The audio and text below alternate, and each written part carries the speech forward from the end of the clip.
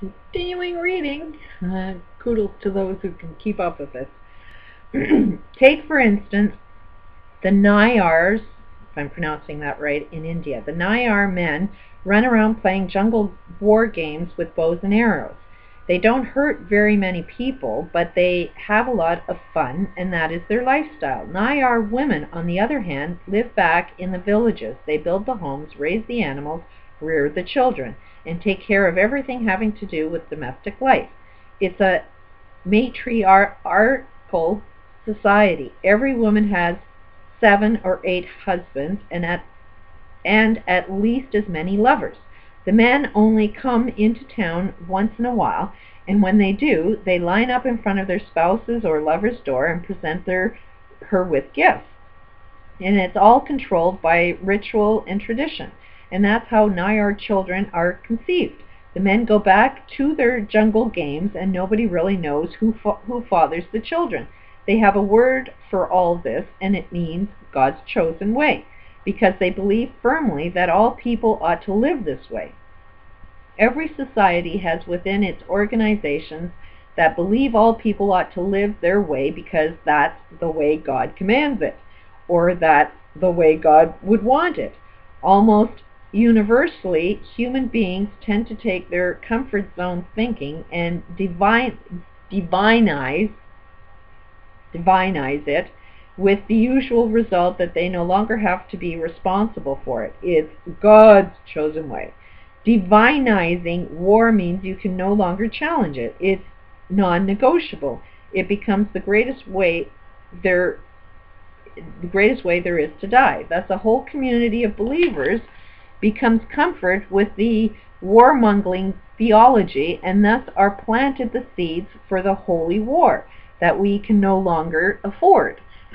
So it's like, that's what your religions are all about. It's creating Armageddon, and you think that this is God's way because it's in a friggin' book, and God's way says that you need to die. In order for you to be saved, you need to die first. So without you even knowing it, just about every Christian, if you can see it, anybody that's believing in the Bible is actually programmed to believe you need to die. So they're creating Armageddon and can't see it because they all believe, they're all sitting around saying we're all sinners, and to be human is to sin, and you can't stop sinning. Why? Because of these holodynes that you don't want to transform. You don't want to solve your problems. You think you can't solve your problems, but you actually can. To believe in these books means you can't have free will. It's God's way. You have to do this. So it's like, see how religion is destroying the friggin' planet? Because you've divinized a way of thinking, and you put it in a book, and you made that book to be true. Who created the book? Queen is saying that, hey, 400 years ago we changed the book. Do you not think more than 400 years they changed the book prior to that? You go all the way down the line, somebody wrote that friggin' book in a culture and created the culture of religion. And it's all designed to create really, really poor, evil behaviors. And, spare the rod, spoil the child. Beat the crap out of somebody until they conform to evil ways. And you don't even know your ways are evil, but you're dying. The same is true in the economic and political arenas. As our technology grows more advanced and our weapons improve, we can less and less afford the negative luxury of divinized comfort zone thinking. The time has come to face not only our cultural beliefs, but all of our religions, philosophical, economic, and political beliefs within them. We need to look at the real impact such beliefs have on society and upon the world, and to mature the primitive comfort zone thinking that has created wars in the past, and that is still creating them. Our future depends on it. We can begin the process by facing these beliefs within the framework of the mindset.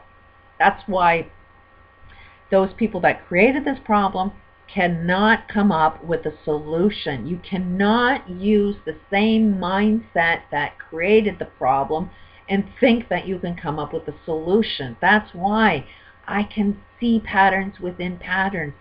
Every suggestion I've seen as a solution is nothing more than the same pattern. Like this Venus project, it is the same pattern. and you can't see it.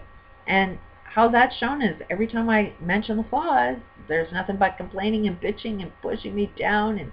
And yet somebody just made a post that, you know, they visualize a system where you won't have any complaints because everybody's there to help you. That's what your neighbor's for. Well, my neighbor's the guy that's building this project, and I've got a complaint. How come that my neighbor isn't helping me as we design that system? Because there's no interest now, and you're going to design a system where there is no interest. Even though you want something, you aren't creating it because you've got the wrong mindset to create it. You're just thinking it's going to happen out there in time. But no, it's in the now. Change the now, you change the future.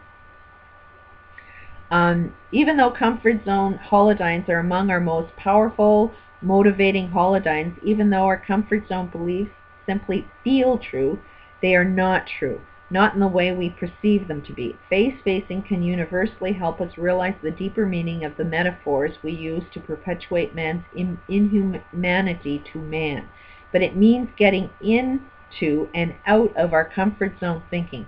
Once we understand that family and culture belief systems are actually passed on by holodynes, we can begin to look at how the mind stores memories as holodynes.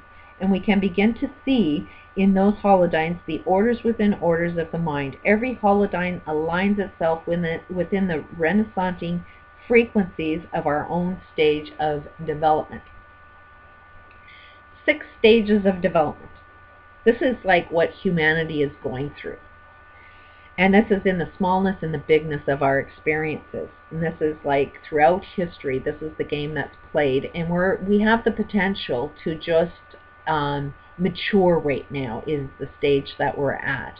So it's up to you. You can either mature and learn a different way or repeat the same patterns in which just we're going to destroy the world, few will survive, then, you know, while everything's destroyed, it's going to take us thousands of years to get back at this point again.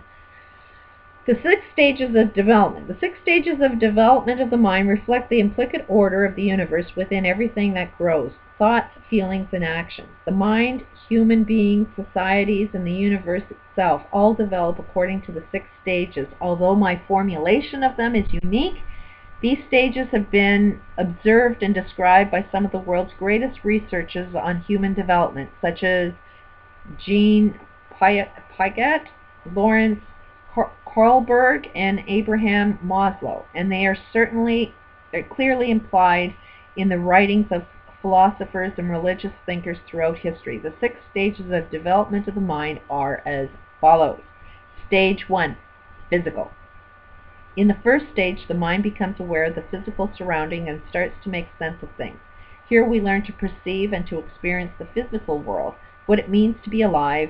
Here we become physical, sort of like when you're born. Stage 2, personal. In the second stage, the mind becomes conscious of its own identity, its personal self. Here we learn to be persons. We become self-aware and self-confident. We learn to assert ourselves and to play all games that people play about self-esteem. We learn about personal creativity. Stage 3, interpersonal. In the third stage, the mind recognizes other people as other selves and enters into living relationships with them. Here we learn to relate, to develop rapport, mature respect, and friendships. We learn about intimacy. We discover how it feels to commit to another person, to become part of that person's life. These are the stages of development. Doesn't mean that we're actually doing this, because I think we're in stage 2, where we just know our own individual selves. We kind of know that there's other people out there, but we tend to think other people out there are just like you. They think just like you. That's why you judge other people, is because you think everybody sees the same thing you see, and they're just choosing to do everything wrong. And it's no, they see everything their way, and they think they're right just like you think you're right. But if you can jump into, okay, everybody has their own unique way of thinking, your way is to understand somebody else's perspective. Stage 4, systems. In the fourth stage, the mind shifts into system thinking. It can see how human beings work together in all kinds of systems. The company mind, the church mind, the family mind, and the team mind are examples of this thinking. Here we learn to cooperate with groups of people beyond our intimate relationships. We learn about open trust and teamwork, and as a group members, we learn to live our daily lives to act out our part in society. Kind of doing that, but society is kind of screwed up. But we're, flock of birds, we're the sheep. Stage 5, principles. In the 5th stage, the mind becomes to understand and to identify with the principles by which systems live and grow.